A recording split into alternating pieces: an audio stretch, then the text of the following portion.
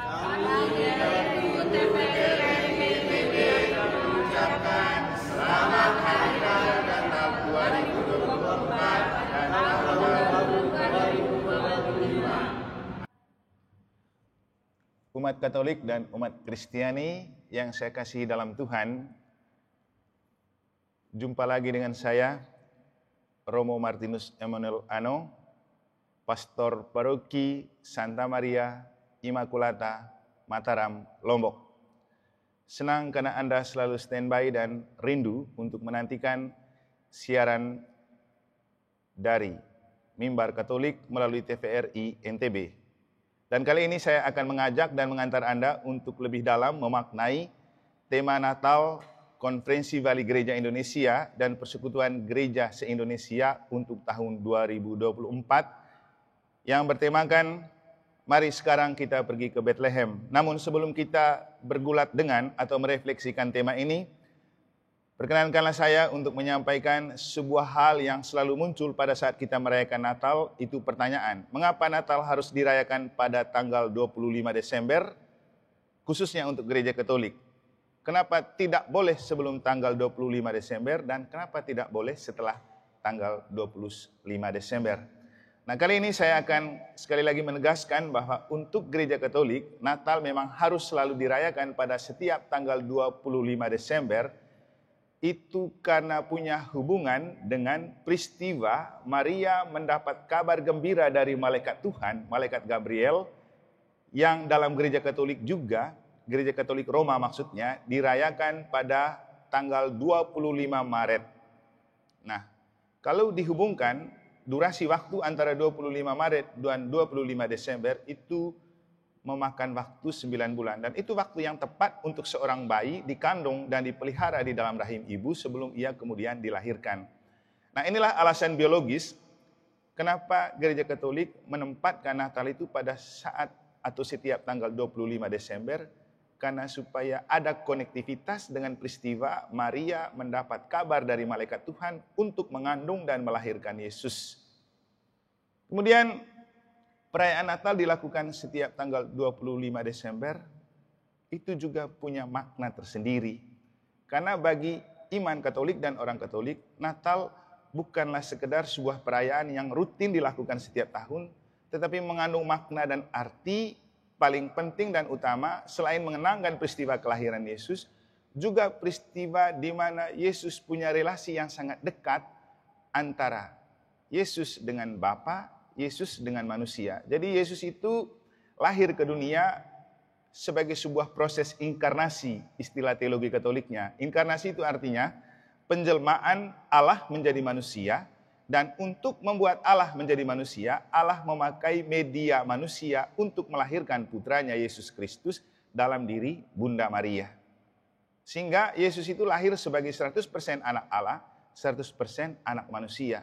Sebagai anak Allah, dia dikandung dari Roh Kudus, bukan hasil persetubuhan dengan seorang pria. Bahwa kemudian ada suami Maria bernama Yosef, dia hanya pengasuh, dia tidak pernah melakukan hubungan biologis dengan Maria. Hal yang kemudian membuat juga anak yang dikandungi Maria itu anak Allah, tetapi dilahirkan melalui manusia, sehingga Yesus itu sebagai pribadi yang 100% Allah, 100% manusia, bukan 50-50. Nah, dengan ini juga saya mau menjelaskan juga, karena sering juga muncul pertanyaan, kenapa gereja Katolik sangat erat dan melekat dengan Bunda Maria? Nah, ini jugalah pertanyaan yang sering mencuat dalam diri kaum beriman, juga baik antara umat Katolik, juga umat yang bukan Katolik. Kenapa Maria itu punya tempat istimewa dalam gereja Katolik? Nah, jawabannya, karena kalau bicara tentang kelahiran anak, maka tidak bisa dipisahkan dari keberadaan seorang ibu. Kecuali kalau kita bicara tentang anak-anakan. Tapi kalau bicara tentang anak manusia, maka ia pasti selalu lahir dari seorang ibu, dan Yesus itu lahir sebagai anak manusia dari seorang ibu bernama Maria. Sehingga ikatan batin antara Maria dan Yesus itu juga sangat kuat. Nah, dalam ajaran gereja Katolik, Bunda Maria itu ditempatkan sangat istimewa karena ia punya relasi yang sangat istimewa dengan Yesus. Sama juga dengan kita manusia, ketika kita lahir dari rahim seorang ibu, kita pasti punya ikatan batin yang sangat dekat dengan seorang ibu yang tidak bisa dipisahkan.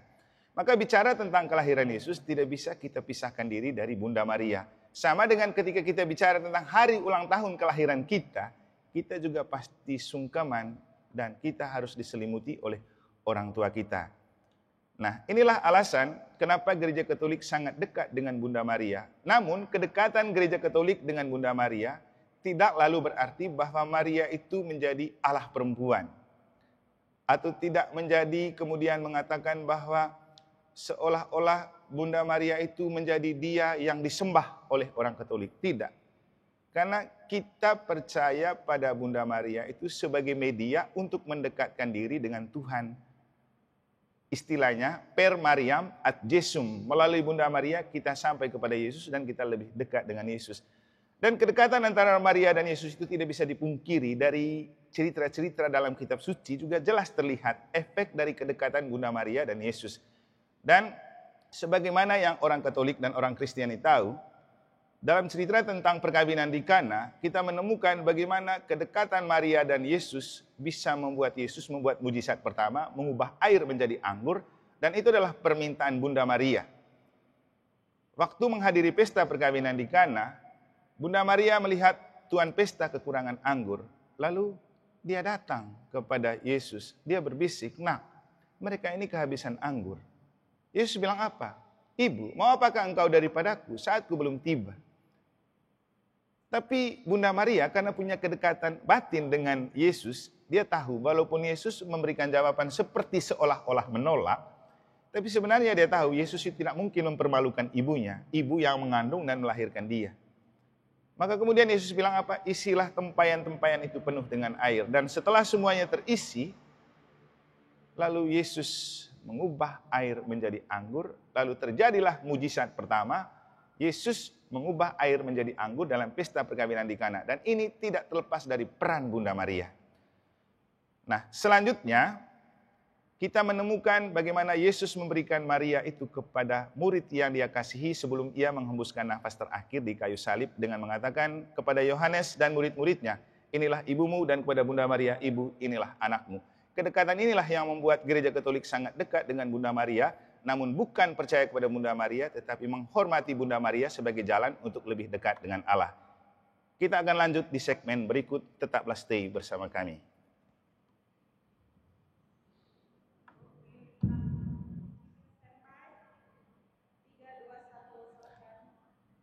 Para pemirsa, terima kasih karena Anda masih setia bersama kami di Mimbar Katolik terkait dengan perayaan Natal 2024.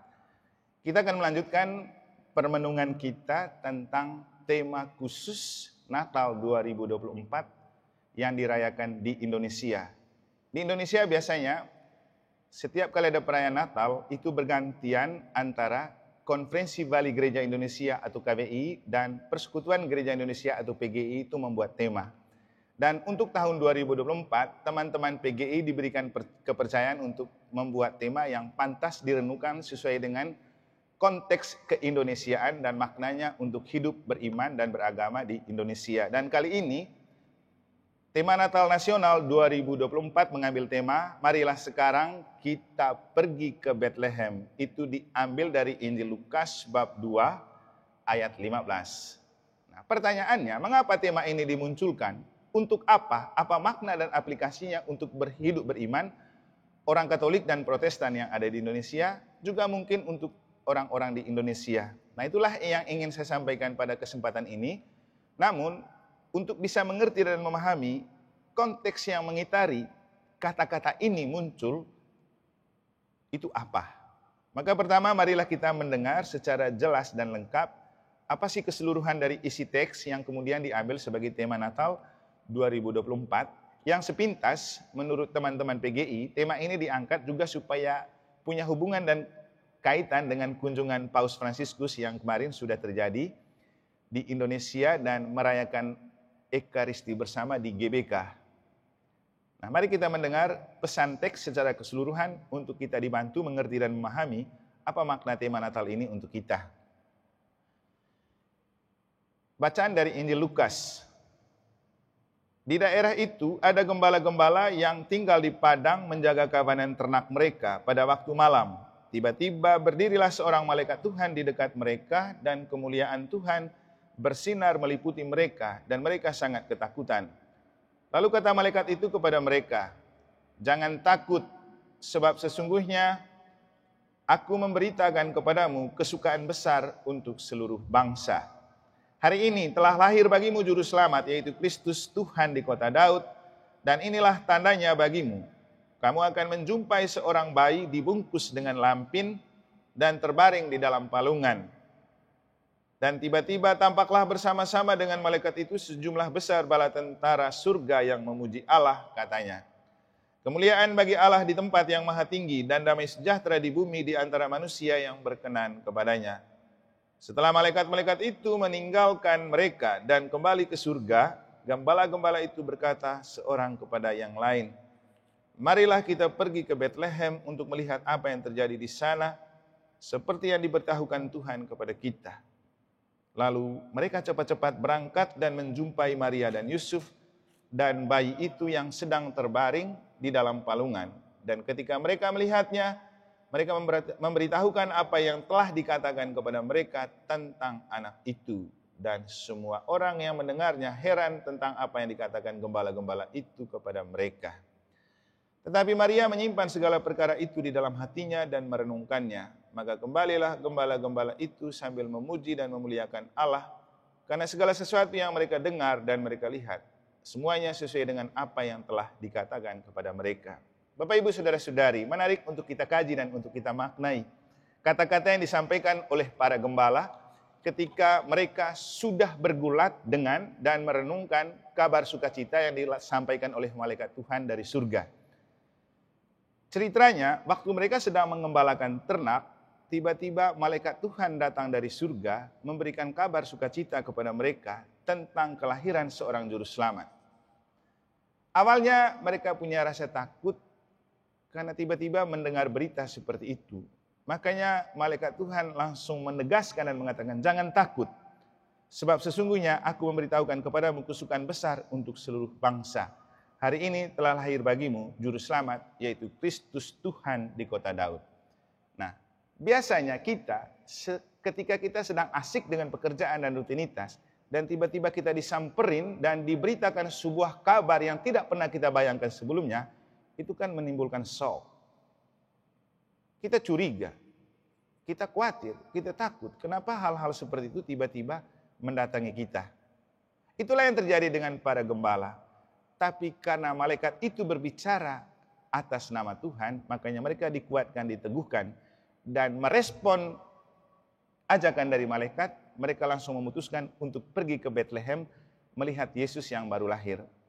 Seorang pernah bertanya kepada saya, "Romo, kenapa datang kepada para gembala, tidak kepada orang lain?" Jawabannya, karena Tuhan tahu yang paling tulus untuk terbuka hati terhadap panggilan Tuhan untuk datang berjumpa dengan Tuhan adalah para gembala. Mereka punya hati yang lugu. Efeknya Bapak Ibu, atau maknanya untuk kita, Tuhan melihat hati. Manusia boleh melihat apa yang tampak di mata, tapi Tuhan melihat hati. Karena itulah penglihatan Tuhan yang menembus hati para gembala membuat Tuhan merasa perlu untuk menyampaikan kabar itu kepada mereka. Kita perlu buka hati terhadap panggilan Tuhan karena Tuhan melihat hati kita. Apa makna selanjutnya untuk kita dan bagaimana kita menghayati itu dalam kehidupan? Kita akan lanjutkan di segmen berikut ini. Tetaplah setia bersama kami.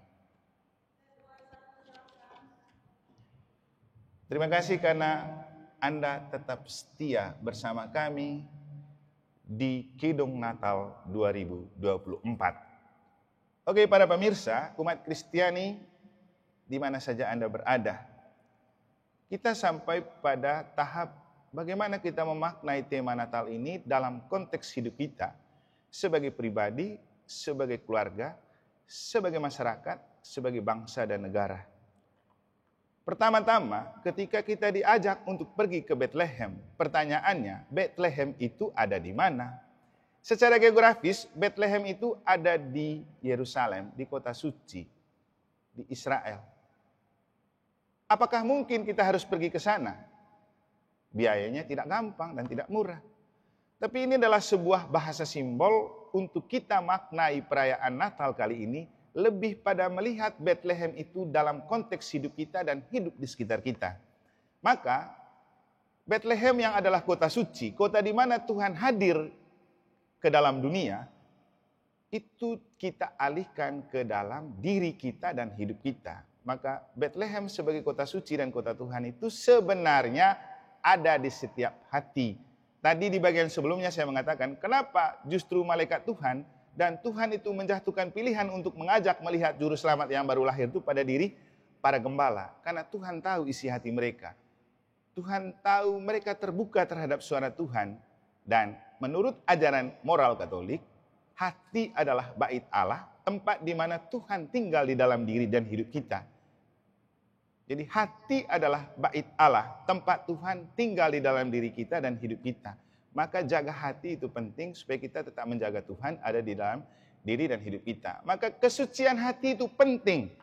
Kita jadikan hati sebagai bait Allah, tempat suci, kota suci dalam diri dan hidup kita. Maka dalam konteks pribadi, Bethlehem itu pertama dan utama adalah hati. Jadikan hati sebagai kota suci, kota di mana Tuhan tinggal di dalam diri dan hidup kita. Maka cuci hati adalah hal terpenting dari persiapan perayaan Natal, dan itulah kenapa Gereja Katolik perlu 4 minggu untuk masa Adventus mempersiapkan diri agar tidak sekedar merayakan Natal di tanggal 25, tapi sudah dipersiapkan selama 4 minggu. Kenapa? Menyiapkan hati supaya perayaan itu tidak hanya sekedar sebagai sebuah rutinitas, tapi sesuatu yang kita rayakan di dalam hati. Maka paling penting adalah jadikan hati sebagai kandang Natal dan palungan Natal terbaru untuk Yesus lahir.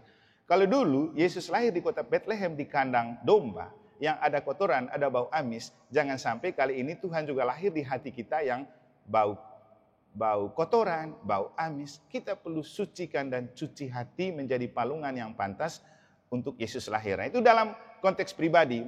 Bethlehem yang kedua itu bagaimana Yesus itu membias dalam konteks keluarga. Maka Bethlehem atau kota suci yang kedua adalah keluarga kita. Karena kalau kita bicara tentang kelahiran, tidak bisa terlepas dari eksistensi dan keberadaan keluarga. Seperti tadi yang saya bilang, ketika kita berbicara tentang Yesus yang lahir, kita tidak bisa menafikan atau menampikan kenyataan bahwa ia lahir dari seorang ibu bernama Maria dan didampingi oleh seorang bapak bernama Yusuf, yang kemudian kita namakan keluarga kudus Nazaret. Jadi peristiwa kelahiran Yesus tidak terlepas dari keberadaan Maria dan Yusuf sebagai orang tua dan keluarga. Dan dalam Injil yang telah kita dengar, kita menemukan bagaimana Maria dan Yusuf ada di samping Yesus, menemani mereka, menerima para gembala yang berkunjung, dan ketika para gembala banyak bercerita tentang Yesus, Maria menyimpan semua perkara itu dalam hati. Buktinya apa? Sebagai keluarga, Yesus tidak dibiarkan terpisah dari keluarga Maria dan Yusuf. Maka Natal bagi kita adalah perayaan keluarga. Jadikan keluarga sebagai Bethlehem, tempat di mana Yesus lahir di dalam hidup. Nah, kemudian membias keluar, kalau kita sudah menjadikan pribadi hati kita sebagai kota suci Bethlehem, keluarga sebagai kota suci Bethlehem, maka keluarga yang bagus, yang suci akan membias kepada masyarakat yang juga bagus dan baik. Maka efeknya, Natal baru berarti kalau kita bisa mengubah dan membaharui diri, mengubah dan membaharui keluarga, dan bersama keluarga kita mengubah dan membaharui masyarakat dan dunia di sekitar kita, termasuk bangsa dan negara kita. Kita akan lanjutkan di segmen berikut, tetaplah standby bersama kami.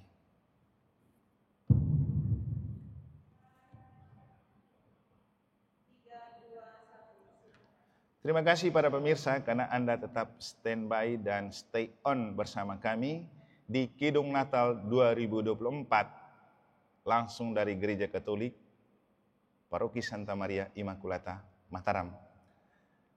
Bapak Ibu, ketika kita merayakan Natal, ada sebuah kenyataan yang tidak bisa kita ingkari. Ini kan sebuah rutinitas yang memang harus dilakukan setiap tahun. Benar.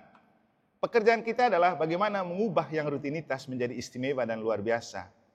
Itulah yang paling penting untuk kita maknai. Kalau orang yang belajar filsafat selalu mengatakan begini, hidup yang tidak direfleksikan tidak pantas untuk dihidupi. Sama juga dalam konteks hari raya kita.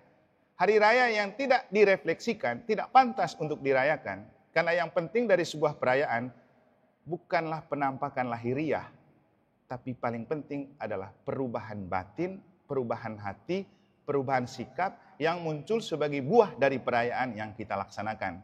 Maka sebagai cara untuk memaknai dan membuat Natal 2024 itu bermakna dan berbuah dalam hidup kita yang konkret, di bawah tema, mari sekarang kita pergi ke Bethlehem. Paling penting untuk kita adalah mari sekarang kita pergi ke Bethlehem hati kita. Check up hatimu. Jangan sampai masih penuh dengan kotoran-kotoran yang membuat Yesus tidak pantas dan tidak layak lahir di kandang hati sebagai kota suci dalam diri. Yang kedua, tengoklah di sekitarmu, tempat tinggalmu, keluargamu. Apakah mungkin masih ada kerikil-kerikil tajam, jalan yang lekak-lekuk, atau mungkin gaya hidup yang bengkok, mungkin pertengkaran, kebencian, permusuhan yang ada di dalam keluarga. Yesus itu datang untuk membawa damai, tapi juga kedamaian itu tidak mudah dan tidak murah. Kata orang, si vis pacem para belum. Kalau mau berdamai, siapkanlah perang. Pertengkaran kadang-kadang perlu, konflik memang perlu, tapi jangan mengakhiri dengan pertengkaran dan konflik. Kita perlu mengakhiri dengan damai. Dan Yesus lahir sebagai Raja Damai untuk mendamaikan kembali segala macam bentuk konflik, pertengkaran, gesekan, dan perselisihan yang terjadi mungkin dalam keluarga kita. Maka makna yang paling penting dari perayaan Natal adalah ada perubahan gaya hidup baru di dalam keluarga dan ada cahaya Natal yang akan terpancar dari perayaan Natal. Kalau Natal betul menjadi sebuah cahaya bagi diri dan hidup dan keluarga, maka dari pribadi dan keluarga yang bercahaya akan menghasilkan masyarakat, bangsa, dan negara yang bercahaya, sehingga kemudian istilah yang tren menyala abangku juga menjadi sebuah kado Natal berharga dari perayaan Natal kita kali ini. Bapak, Ibu, Saudara-saudari, dan para pemirsa, akhirnya dari tempat ini selaku Dekanat NTB, saya Romo Martinus Emmanuel Ano mengucapkan selamat Natal untuk Anda semua. Jangan lupa bahagia. Jadikan Natal sebagai momen yang sangat berharga untuk membahagiakan dirimu, untuk membahagiakan keluargamu, untuk membahagiakan masyarakatmu, untuk membahagiakan bangsa dan negaramu, untuk membahagiakan duniamu. Karena pilihan Yesus untuk lahir di kandang juga adalah sebuah pilihan holistik yang mencakup seluruh alam raya dan segala isinya, terutama kita manusia yang diciptakan sebagai gambar dan rupa Allah. Semoga dengan perayaan Natal 2024 yang bertemakan mari sekarang kita pergi ke Bethlehem, kita segera bergegas untuk ke dalam hati kita masing-masing, ke dalam keluarga kita masing-masing, menjadikannya sebagai palungan yang paling pantas dan layak bagi kelahiran Yesus, sehingga cahaya Natal dan Raja Damai yang terpatri di hati dan keluarga bisa membias untuk mencahayai, menyinari, dan membawa damai kepada dunia di sekitar kita, masyarakat kita, bangsa dan negara kita, dan tanah air kita, juga bumi kita. Maka dari itu, mari kita di akhir Kidung Natal 2024, kita mohon berkat dan rahmat Allah untuk kita semua, dan kita bersatu dalam doa.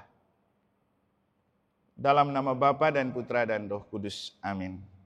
Allah Bapa yang Maha Kasih, kami bersyukur karena betapa besar kasih-Mu kepada kami, manusia yang lemah, rapuh, tak berdaya dan berdosa.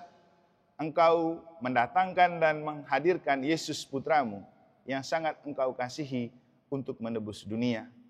Kami akan merayakan perayaan Natal pada tanggal 25 Desember nanti untuk mengenangkan kembali peristiwa yang terjadi 2000-an tahun yang lalu di Bethlehem, di mana Yesus lahir ke dunia melalui keluarga kudus Nazaret, Maria dan Yusuf. Kami mohon semoga kami mampu membuat hati kami menjadi Bethlehem baru, kandang Natal baru untuk kelahiran Yesus. Dan semoga kami mampu membiaskan kedamaian dan cahaya Natal yang lahir di dalam hati kami, dalam hidup berkeluarga, dalam hidup bermasyarakat, berbangsa dan negara, juga dalam menjaga kesatuan dengan alam.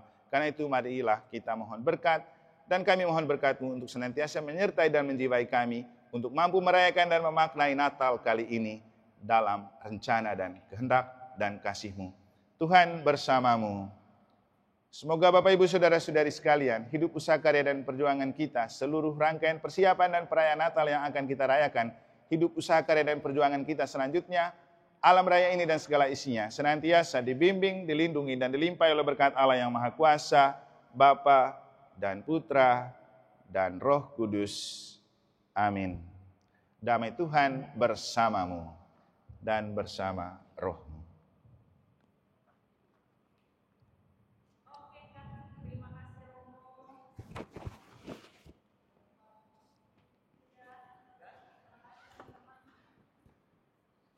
Yang oh, ya foto sama kru dulu. Mari kita di tangga di sini. Oke.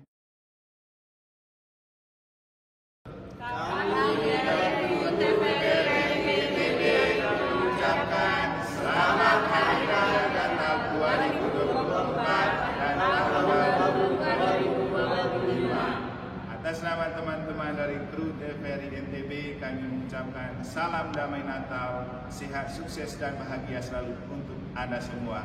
Tuhan memberkati. Amin. Terima kasih.